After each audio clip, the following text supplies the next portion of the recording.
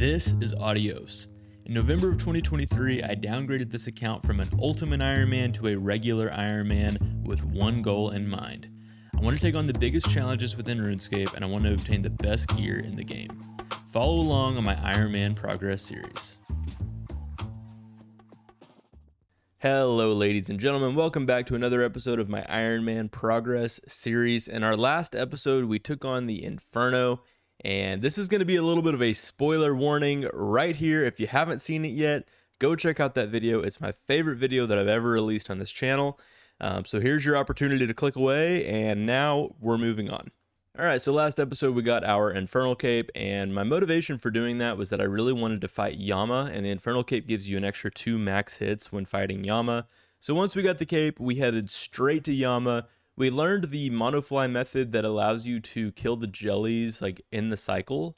So honestly, I love killing this boss in solos. For me, it's a challenge, and I just find it super fun. So I really want to do a lot of Yama, but there's a few things that I want to get out of the way before we grind Yama out.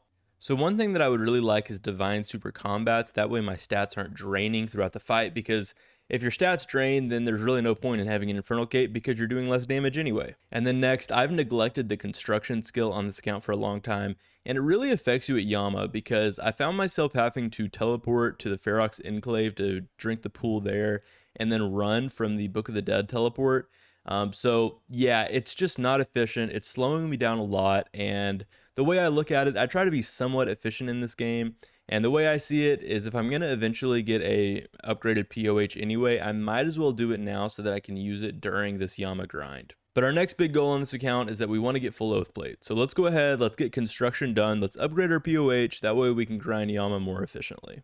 So if we go to my POH, there's not really a whole lot here. I haven't built a pool yet, I don't have a fairy ring, I don't have a jewelry box. Like there's a lot missing, and my construction level is only level 76, so that kind of adds up. So over time, passively on this account, I've been collecting teak and mahogany logs from Kingdom of Miscellanea.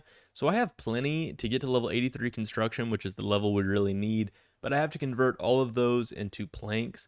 So the method that I'm using is the PvP world method, where you basically just teleport back to Camelot, you send your butler to the sawmill, and then you can immediately teleport back to the bank, and he'll bank them for you. So that's the method that we use to convert all of these teak logs into teak planks.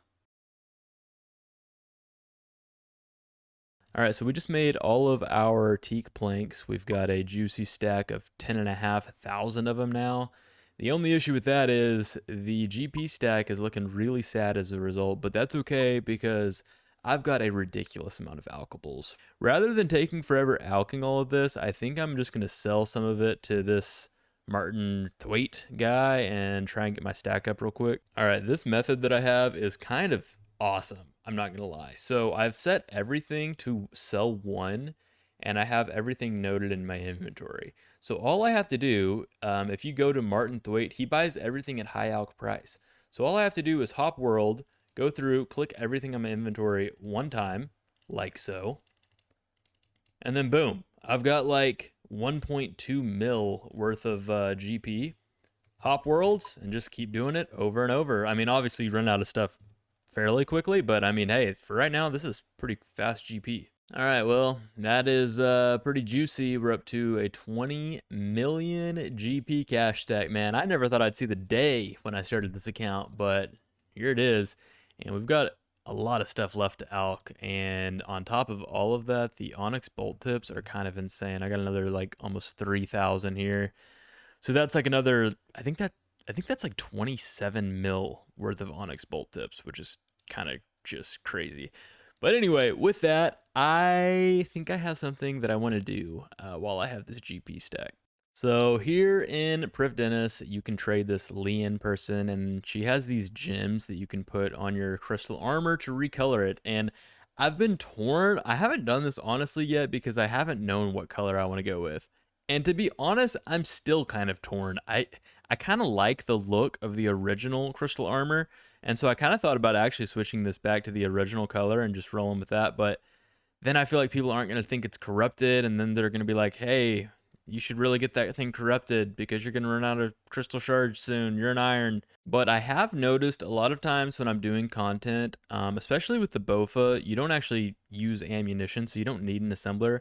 So I'll keep my cape on, and a lot of times I'll keep my prims on because it's like not a bad, it doesn't have a terrible negative range attack bonus. It's only -1. That's a lot of rambling to say that I feel like red would go well with this color scheme here. Hopefully this isn't a downgrade in the drip, but I'm going to buy 3 of these red crystals. They are 500k each. And then we're going to put it on my crystal armor, and we'll just see how this looks. So there's 1, there's 2, there's 3. Yo, that actually looks kind of sick. That I like it. I like it. I like the drip. I respect the drip. And with all of that important business out of the way, it was time for me to finally start training construction. So I'm going to be using the mythical cape rack method. The reason I do the mythical capes is because the mythical cape itself counts as one of the teak planks. So you get more XP, GP, XP per GP, I think is what they say. Anyway, long story short, you just use less planks, but you get the XP anyway because it gives you the cape back over and over. So that's the method we're doing. I think I was getting around 400,000 XP per hour once I kind of got into the groove of things. And around this time, I discovered possibly the world's best plugin in RuneLite. It is unbelievable. If you're training construction, please stop what you're doing. Go get this plugin. It's called Construction QOL. And all that it does is when you're in the build menu, it swaps your whatever key you choose to the key for the number of what you're trying to build. So basically, as you can see here, I have it set for input key as 1 and output key as 4. What that means is that I can use the 1 key for everything. I can use 1 because that's what you use to remove anything. I can use 1 because that's what you use when you talk to the butler. And then I can use 1 when I'm in the building screen. Because of this, all you have to do is just sit there with your finger on the 1 key and all you're doing is clicking. It makes construction so nice. It is so easy. Back in the day, I remember I used to have to use you would have to click back and forth between 1 and 4, and it was awful. I absolutely hated construction. And while it's still definitely not my favorite skill, it is way, way more chill now. So I highly recommend you guys check this plugin out. It literally made this grind a breeze. Alrighty, there is level 82 construction, so we just have 1 level left to go to get to 83, so we can boost up and make everything we need to build. Alright, there it is, and I know it was very quick for you guys, but that was a few hours of construction for me. But anyway, this is going to be well worth it. There's level 83 construction. Alright, now that we have the level that we need, now we have to buy all of the items, and this is going to be fairly pricey. I think we need 8 gold leaves. Yes, we need 8 of these. So that's 8 of those. We need 2 marble blocks. And then we need 5 limestone bricks. How much are these ones? Oh, those are cheap. Okay. So I think that was like 1 mil. Not too bad. Well, I have a little bit of sad news. I went back to edit these clips and found out that all of the videos were corrupted. So I don't have any clips of me getting the +5 construction boost. You end up having to use a +5 boost from a stew while also using the crystal saw to upgrade everything you need. But honestly, you guys know about all that anyway. So I'm just going to show you guys quickly what all we made in the POH. So we did make the ornate rejuvenation pool, which if you don't know, this boosts everything back to where it was. So you get your health back, you get all your stats back, you also get your special attack back, which is really nice. Next, we built the fairy ring, and then I had this, what do you call it, a jar. So we went ahead and built the display case and used the jar. So we've got the alchemical hydra in here. We made the ornate jewelry box, which is kind of important. And then I just tried to make some stuff. I just tried to make it look a little better. I built this like decoration thing here. I put some magic trees in. One big upgrade is that I was able to upgrade all of these storages here, which is really, really nice because I had a lot of like clue scroll items. So I'm not going to put my pin in, but I had a lot of clue scroll items that were junking up the bank and I didn't have much bank space. So I took a lot of time just basically putting everything from clue scrolls in here. I went and made some stash units for things that I wanted to store in stash units. So This is a long way of me saying that, yeah, the POH is in way better shape now, and now we're pretty much ready for, as far as this goes. I can sip the rejuvenation pool after every kill and then use the fairy ring to get back to the chasm of fire. And that's pretty much all I have for today's episode. The other things we need to do, like I mentioned earlier, we need to get the Divine Super Combats. And then I've also got some gear here. As you can see, I've been doing some Tormented Demons. I'm still looking for that second Burning Claw.